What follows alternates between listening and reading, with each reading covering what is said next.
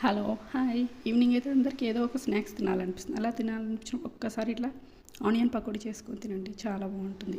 ఎందుకు ఫస్ట్ ఆనియన్స్ని సన్నగా కట్ చేసుకొని వాటిని మొత్తం పొడి పొడి అయ్యేటట్లు బాగా కలుపుకోవాలి. తర్వాత ఉప్పు, ధనియాల పొడి, కారం, అల్లం, పసుపు అవన్నీ వేసుకొని బాగా మిక్స్ చేసుకోవాలి. అవన్నీ బాగా కలిసిపోయేటట్లు మంచిగా మిక్స్ చేసుకొని ఆ తర్వాత అందులో కొద్దిగా జీలకర్ర, శనగపిండి, బియ్యం పిండి అవన్నీ వేసుకొని మళ్ళీ బాగా కలుపుకోవాలి.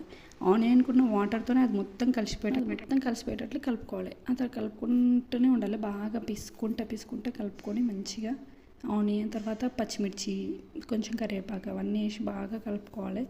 మంచిగా బాగా కలుపుకున్న తర్వాత చూడండి పిండి ఎలా ఉందో. పిండి ఒకసారి కొంచెం టైట్ అనిపిస్తే అందులో కొంచెం వాటర్ యాడ్ చేసుకోండి.